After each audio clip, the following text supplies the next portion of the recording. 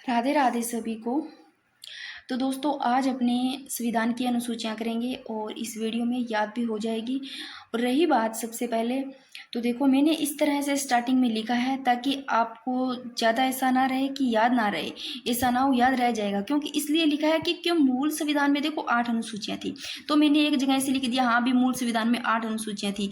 उसके बाद में जो जोड़ी गई मैंने एक जगह यही लिख दिया 9वीं 10वीं 11वीं 12वीं यानी कि 9th 10th 11th 12th यानी कि ये अनुसूचियाँ जोड़ी गई 8 के बाद में आई है 9वीं। तो आपको इनके संविधान संशोधन का भी पता चल जाएगा, मैंने इसलिए एक जगह लिखा है। तो वर्तमान में देखो 12 अनुसूचियाँ हैं और मूल संविधान में 8 थी, सभी को पता है इस चीज़ का। तो अब इसको मैंने एक जगह इसलिए लिखा है कोई दिक्कत ना हो। देखो 9वीं अनुसूची थी, 8 पहले थी, उसके बाद में 9वीं पहली बार आई है, 9वीं 8 के बाद में आई है, तो पहली बार आई है 9वीं ऐसे रखो। तो पहला संविधान संशोधन होता है 9वीं में। तो याद रखना जो 9वीं संविधान जो 9वीं अनुसूची है उसमें पहला आता है। ये पूछा गया क्वेश्चन है कि पहला संविधान संशोधन कौन सी अनुसूची में हुआ है, तो 9वीं अनुसूची में और 1951 में। तो ध्यान रखना 1951 में। आगे देखो 10वीं अनुसूची, यहाँ से भी क्वेश्चन पूछा गया इंपॉर्टेंट। तो जो 10वीं अनुसूची है वो इसमें देखो 51वां संविधान संशोधन हुआ भाई 1985 में। बस ये चारों ही ध्यान रखना, रट लो इनको। तो 9वीं अनुसूची में पहला संविधान संशोधन 1951 में, और जो 10वीं अनुसूची है उसमें 51वां संविधान संशोधन 1985 में। और जो 10वीं 11वीं अनुसूची देखो लास्ट में दोनों हैं, इनमें जो संविधान संशोधन होता है तो 11वीं में तो होता है 73वां संविधान संशोधन, 12वीं में 74वां, पर दोनों ही 1992 में होती है। देखो 73वां भी 1992 में, 74वां भी 1992 में। तो ये थोड़ा सा ध्यान रख लेना। तो इसलिए मैंने एक जगह लिखा है। तो देखो मूल संविधान में तो 8 अनुसूचियां थी, वर्तमान में 12 है, तो 9 से 12 याद करनी है भी कौन सा संविधान संशोधन कौन सी अनुसूची में हुआ। तो 9वीं में पहला, 10वीं में 51वां और 11वीं में 73वां और 12वीं में 74वां। तो 73वां 74वां संविधान संशोधन 1992 में दोनों होते हैं, और जो 51वां संविधान संशोधन होता है 1985 में, और पहला संविधान संशोधन 1951 में। Very very important. आगे देखो अनुसूचियों के सभी मैंने यहाँ पर लिख रखे हैं, क्योंकि मैंने 5 यहाँ लिखे हैं बाकी उधर लिखे हैं, तो इनको भी अपने याद करेंगे। और फिर मैं जैसे इनको करवाऊंगी फिर एक बार 5 को वापस लिखूंगी रिवीजन के लिए, फिर आगे करेंगे। देखो पहली अनुसूची इसमें क्या है, तो इसमें आपको मतलब मोटा मोटा ध्यान रखना। तो ये ध्यान रखना है कि राज्य और संघ की बात, यानी कि इसमें राज्यों व केंद्र शासित प्रदेशों के नाम और सीमाएं, यानी कि राज्यों के नाम व उनके न्यायिक क्षेत्र, संघ राज्य क्षेत्रों के नाम और उनकी सीमाएं। या तो इतना ही ध्यान रखना। पहली अनुसूची उसमें संघ और राज्य और संघ, तो राज्य वर्तमान में 28 और संघ 8, तो इतना ही ध्यान रखना है। पहली अनुसूची में सबसे स्टार्टिंग में संघ और राज्य और संघ लेने हैं, ठीक है ना। पहली अनुसूची में याद रह जाएगा राज्य और संघ को लेने हैं। फिर दूसरी अनुसूची में कैसे याद रखोगे। दूसरी अनुसूची में वेतन भत्ते पेंशन यानी वेतन की बात हो रही है, तो आप कैसे याद करोगे। तो स्टार्टिंग में तो लो इनके संघ और राज्य और संघ इनके नाम और सीमाएं प्रदेशों के, ठीक है ना। फिर दूसरी 2 नंबर पे आपको वेतन लेना है, अभी वेतन के बिना कुछ नहीं। 2 नंबर पे वेतन या ऐसे ले लो, या फिर दूसरी अनुसूची में आप ले लो 2 नंबरी, है ना। 2 नंबरी जो ऐसे लो भी 2 नंबरी बंदा होगा ना, वो बंदा वेतन इनकी तरफ ज्यादा उनका झुकाव होगा, वेतन और भत्ते पेंशन, है ना। 2 नंबरी को पैसे ही चाहिए, तो 2 नंबरी वेतन, ऐसे थोड़ा कनेक्ट कर लो। अब देखो तीसरी अनुसूची में तीसरी शपथ। देखो वैसे ही तीसरी 3 शब्द आ रहे हैं, तीसरी शपथ में भी 3 आ रहे हैं, तो ऐसे कनेक्ट कर लो चाहे ऐसे रख लो। देखो पहले राज्य और संघ स्टार्टिंग में, फिर वेतन और भत्ते आगे 2 नंबर पे वेतन, फिर बंदा शब्द लेगा। वेतन पैसों की बात होगी तो बंदा शब्द लेगा, हाँ भाई वेतन को देख करके शब्द लेगा 3 नंबर पे, ऐसे ले लो। तो इसमें देख लो राष्ट्रपति उपराष्ट्रपति राज्यपाल सबकी शपथ की बात है इसमें, इन सभी के शपथ का उल्लेख। तो भाई तीसरी अनुसूची में क्या आएगा, विभिन्न जो संवैधानिक पदाधिकारियों द्वारा ली जाने वाली शपथ। और ये क्वेश्चन पूछा गया है 2019 में पूछा गया है, 2nd ग्रेड में संस्कृत विभाग से भी पूछा गया है। आगे देखो चौथी अनुसूची में आपको सीधा ही ध्यान रखना है, यानी कि सीटों का आवंटन, यानी कि राज्यों और संघ राज्य क्षेत्रों के लिए राज्यसभा में स्थानों सीटों का आवंटन, राज्यसभा में सीटों का आवंटन याद रख लोगे चौथी अनुसूची में। बाकी मैंने वापस इनको छोटे छोटे और लिख रखे, फिर ज्यादा याद रह जाएगा। तो सबसे स्टार्टिंग में वापस बता देती हूँ, संघ राज्य और संघ, और दूसरी में वेतन भत्ते, और तीसरी में शपथ, और चौथी में सीटों का आवंटन, और 5वीं अनुसूची में SC ST का उल्लेख ध्यान रखना, यानी कि अनुसूचित क्षेत्रों अनुसूचित जनजाति के प्रशासन तथा नियंत्रण से जुड़े प्रावधान। तो SC ST के प्रशासन का ध्यान रखना, इनसे जुड़े जो प्रावधान है वो 5वीं अनुसूची में। अब इसको कैसे ध्यान रखोगे, 5वीं अनुसूची में यही है, जब अपने SC और ST लिखते हैं तो ये आपको S5 की तरह नहीं लिख रहा, SC ST जब इंग्लिश में ऐसे लिखते हैं SC ST, तो पाँच को भी S की तरह लिखते हैं, तो 5वीं अनुसूची में SC ST थोड़ा कनेक्ट ऐसे कर लेना चाहिए। तो देखो वापस मैंने एक बार उनको वापस लिख लिया ताकि इतने याद हो जाए। देखो पहली अनुसूची में क्या है, राज्य और संघ, यानी कि राज्य संघ जो क्षेत्र है इनके नाम और सीमाएं आ गया। दूसरी में वेतन भत्ते, दो नंबरी का वेतन भत्ते पर ज्यादा ध्यान देगा, ऐसे लेना। तीसरी लिखते हैं तो शपथ आता है, चाहे ऐसे लो 2 पर वेतन भत्ते आ गए तो 3 नंबर पे वो शपथ जरूर लेगा, है ना। चौथी में देखो सीटों का आवंटन, या थोड़ा कनेक्ट ऐसे कर लो, सीटों का आवंटन याद नहीं रहता तो 4 भागों में बांट दो भाई, सीटों का आवंटन ऐसे कनेक्ट कर लो। 5 को ऐसे लिखते हैं ना SC ST में, तो 5 का SC ST रख लेना इसमें याद। यानी कि जो अनुसूचित क्षेत्र, अनुसूचित जनजाति, उनके प्रशासन और नियंत्रण से जुड़े प्रावधान भी जो आर्टिकल 224 के अंतर्गत है, 244 के। आगे देखो, आगे 6 से कैसे याद करोगे, 6 में क्या है। 5 तो याद हो गए होंगे, बार बार बता रही हूँ, 1 में ये 2 3 4 5 हो गए। अब 6 में देखो, 6 में क्या है, 6 से याद रखो छक्का छुटाना। अब कैसे छक्का छुटाओगे भाई, थोड़ा सा कहानी से याद करो। 6 से छक्का छुटाने, किसके छुटाने हैं, छुटाने किसके नहीं, ATM में जाना है, जो कहते हैं पैसे नहीं है ATM से पैसे निकालने, छक्के छुटाने उनके से ले लो। 6 से छक्का ATM में निकालने, ATM में पैसे निकालने, ATM से नहीं अपने को इसे लेना, ATM में पैसे निकालने। ATM, M को वापस लिख लो M, तो आपको इसके सारे याद रह जाएंगे। राज्य देखो, 6 से छक्का छुटाना है ATM में जाकर के, ATM। A से असम, T से त्रिपुरा, M से मिजोरम, M से मेघालय। राज्यों के जनजातीय क्षेत्रों के प्रशासन के बारे में उल्लेख है भाई, ये जो राज्य है इनके जनजातीय क्षेत्रों के बारे में प्रशासन में उल्लेख कहाँ पर है, अनुसूची 6 में। 6 में छक्का छुटाना है ATM में जाकर के, ऐसे लेना। ATM M से आपको सारे याद हो जाएंगे, असम, त्रिपुरा, मिजोरम, मेघालय। देखो ये वापस लिखी है अनुसूची 6 में, देख लो किसका उल्लेख है, असम, त्रिपुरा, मिजोरम, मेघालय जनजातीय क्षेत्रों का उल्लेख है। 6 से, अनुसूची 6 से ATM M लेना है। फिर अनुसूची 7 में क्या है भाई, अनुसूची 7 में क्या है, अनुसूची 7 में देखो, ये थोड़ा सा इतना लिख रखा है, थोड़ा इंपॉर्टेंट है, इसको थोड़ा ध्यान से देना। देखो अनुसूची 7 में केंद्र व राज्यों के बीच शक्तियों का बंटवारा। देखो 7 शक्तियों ना, किससे थोड़ा कनेक्ट करो, शक्तियों का बंटवारा किनके, केंद्र और राज्यों के बीच। या तो ऐसे कनेक्ट कर लो, केंद्र और जो राज्य है ना, केंद्र कहता है अभी मेरे में 7 गुना शक्ति है, बंटवारा हो रहा है, मान लो आप ऐसे कर लो। केंद्र कहता है सेंटर, ये ना कि कहता है कि मेरे में 7 गुना शक्ति है, राज्य कहता है मेरे में 7 गुना शक्ति है। जो भी इनके बंटवारे में हिस्से में आएगा वो कहता भी शक्ति मेरे में ज्यादा, मेरी तरफ आना चाहिए। थोड़ा सा ऐसे कनेक्ट कर लो कुछ भी, यानी कि केंद्र व राज्यों के बीच शक्तियों का बंटवारा की बात आती है तो अनुसूची 7 में। फिर देखो जो ये संघ है, इस संघ सूची के 3 भाग है। देखो कौन कौन से, एक तो संघ सूची, एक राज्य सूची, एक संवर्ती सूची, सभी को पता है भी 3 भाग है। और जो ये संघ सूची है ना, ये ध्यान रखना, यानी कि मूल में इसमें 97 विषय और वर्तमान में गणना के अनुसार देखें तो 100 विषय। ये पूछा गया है 2011 में 3rd ग्रेड में, और शायद PTI में भी ये क्वेश्चन पूछा गया है। तो देखो संघ सूची में मूल में 97 विषय, वर्तमान गणना के अनुसार 100 विषय, और राज्य सूची में 61 विषय, और संवर्ती सूची में 52 विषय। जहां अनुसूची 7 की अपने बात कर रहे हैं, जहाँ केंद्र व राज्यों के बीच शक्तियों का बंटवारा अनुसूची 7 में आता है। और यहाँ से देखो और क्वेश्चन क्या बनता है और पूछा गया है, बना हुआ है। तो मैंने छोटी से छोटी चीज लिखी है, और जो क्वेश्चन बना हुआ है वो भी मैंने यहाँ पर लिखा है। देखो संवर्ती सूची में 52 विषय, यहाँ संवर्ती सूची से एक क्वेश्चन बनता है और 2022 में ये पूछा गया है, जो कि ये 2nd ग्रेड में पूछा गया है। देखो संवर्ती सूची का सिद्धांत है वो कहाँ से लिया गया, पूछ लिया, तो ऑस्ट्रेलिया से लिया गया। ये क्वेश्चन पूछ लिया गया कि संवर्ती सूची का सिद्धांत कहाँ से लिया गया है, ऑस्ट्रेलिया से लिया गया है।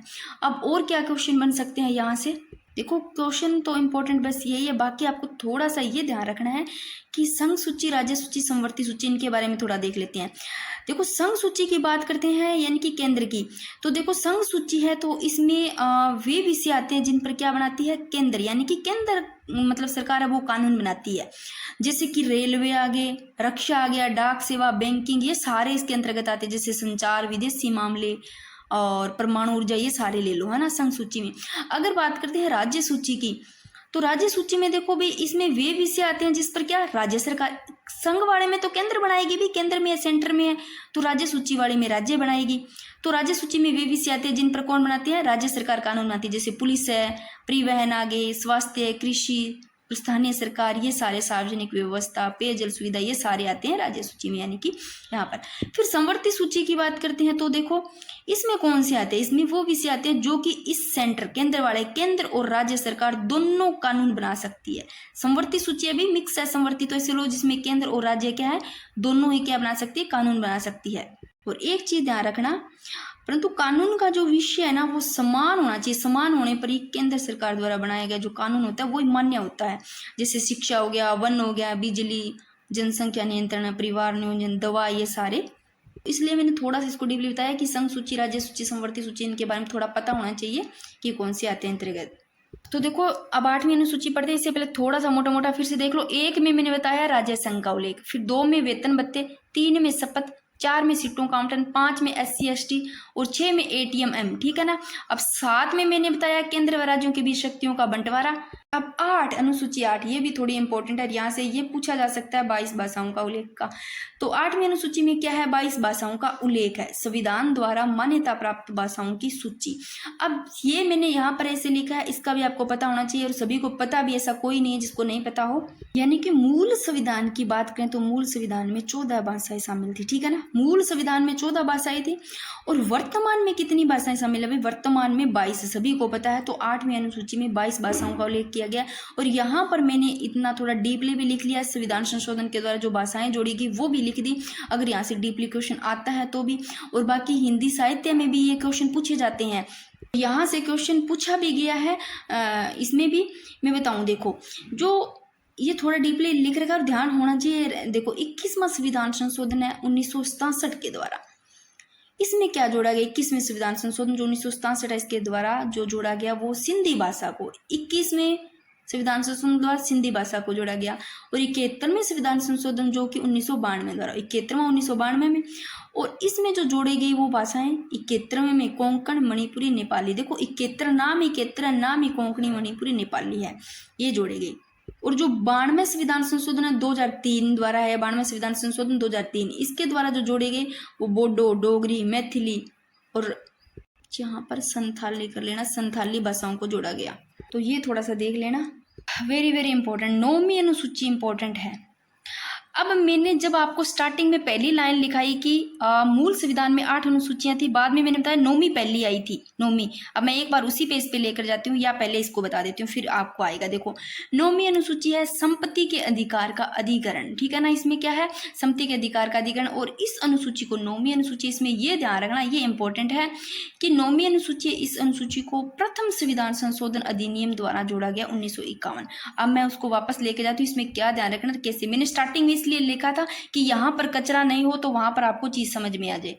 ये देखो मैंने बताया मूल संविधान में 8 अनुसूचियां थी स्टार्टिंग में, फिर जो 9वीं अनुसूची है पहले संविधान संशोधन द्वारा जोड़ी गई 1951 में, ठीक है ना। 10वीं 51वां संविधान संशोधन, इसमें दल बदल की बात की गई, और 1985 में। और 11वीं अनुसूची और 12वीं, इन दोनों 1992 में, जो कि 73वां 74वां संविधान संशोधन द्वारा 11वीं 73 में और 12वीं 74 में। तो इसमें ध्यान रखना भाई, इसमें संपत्ति के अधिकार का अधिकरण है और इसमें वर्तमान में इस विषय की बात करें तो 284 है। और एक चीज ये और ध्यान रखना, जो कि 9वीं अनुसूची पढ़ रहे हैं, इसका एक तो ये ध्यान रखना, इस अनुसूची को प्रथम संविधान संशोधन अधिनियम द्वारा जोड़ा गया, यानी कि 1951। कि इसमें एक चीज जो ध्यान रखनी है 9वीं अनुसूची से, वो ये ध्यान रखनी है कि जब 9वीं अनुसूची जोड़ी गई ना, तब प्रावधान था कि यदि कोई कानून 9वीं अनुसूची में शामिल कर दिया, कब, जब 9वीं अनुसूची जोड़ी गई तब प्रावधान था कि कोई 9वीं अनुसूची में शामिल कर दिया गया कानून, तो उसे न्यायालय में चुनौती है ना, वो नहीं दी जा सकती, न्यायालय में चुनौती नहीं दी जा सकती। परंतु एक चीज ध्यान रखना, जो कि IR कोहेलो बनाम तमिलनाडु वाद जो 2007 है ना, इस विवाद 2007 ने, इसने उच्चतम न्यायालय में यह निर्णय लिया, हाईकोर्ट में यह निर्णय दिया कि इस अनुसूची में 24 अप्रैल 1973 के बाद सम्मिलित जो कानूनों की समीक्षा है वो की जा सकती है। तो यानी कि जब ये 9वीं अनुसूची जोड़ी गई तब प्रावधान था कि कोई भी कानून 9वीं अनुसूची में शामिल कर दिया तो उसे जो न्यायालय है वो चुनौती नहीं दे सकती। तो ये थोड़ा सा ध्यान रख लेना। आगे देखो वही चीज़ इस पेज पे 7वीं अनुसूची में मैंने बताया केंद्र व राज्यों के बीच शक्तियों का बंटवारा, 8वीं अनुसूची में भाषाओं का उल्लेख, 9वीं अनुसूची में फर्स्ट संविधान संशोधन जोड़ा गया 1951 में।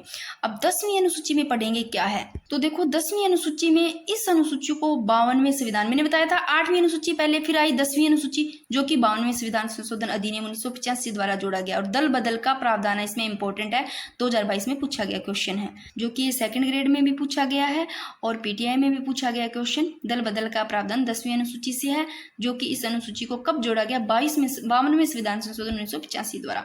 अब देखो 11वीं अनुसूची की बात करते हैं, तो इसमें क्या है, ये क्वेश्चन पूछा गया 11वीं अनुसूची से कि पंचायतों की शक्तियां 11वीं अनुसूची में और 12वीं अनुसूची में नगर पालिकाओं की शक्तियां।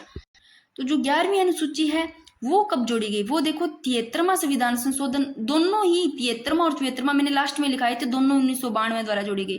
तो 11वीं अनुसूची में 73वां संविधान संशोधन 1992 द्वारा जोड़ी गई, जिसमें 29 विषय है, और जो 12वीं अनुसूची में जो नगर पालिका शक्ति है, इसमें 74वां संविधान संशोधन जोड़ा गया, इसमें 18 विषय है, और इसमें 29 विषय।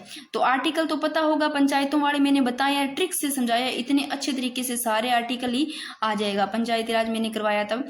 तो इसमें आर्टिकल 243 क से अण तक है, ठीक है ना, पंचायतों की शक्तियां जो 11वीं अनुसूची में है, और 12वीं अनुसूची में नगर पालिकाओं की शक्तियां, इसमें जो आर्टिकल है वो 243 तय से अनुच्छेद यह 6 तक है, और ये 74वें संविधान संशोधन द्वारा जोड़ा गया। और यहाँ पर मैंने कुछ इंपॉर्टेंट क्वेश्चन लिखे जो कि आए हुए क्वेश्चन है।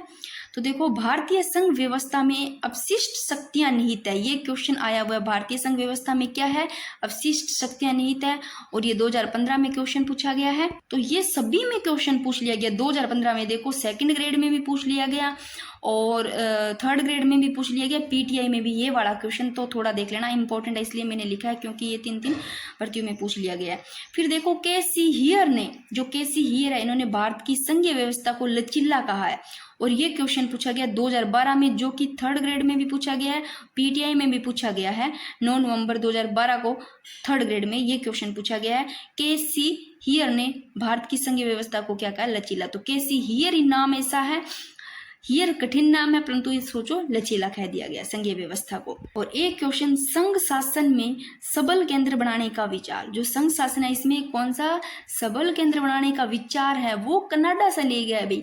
संघ शासन का मैंने जैसे आपको स्रोत कराई, वहां पर मैंने आपको संघ से बताया था, कनाडा को याद करवाने का, कन्ने सटे ऐसे थोड़ा मैंने कनेक्ट करवाया था। तो संघ शासन में जो सबल केंद्र है, इसके बनाने का जो विचार है ना, वो कहाँ से लिया गया, कनाडा के संविधान से लिया गया। और ये क्वेश्चन 2012 में पूछा गया, इंपॉर्टेंट है, जो कि ये सेकंड ग्रेड में भी पूछा गया है, पीटीआई में भी पूछा गया 2012 को।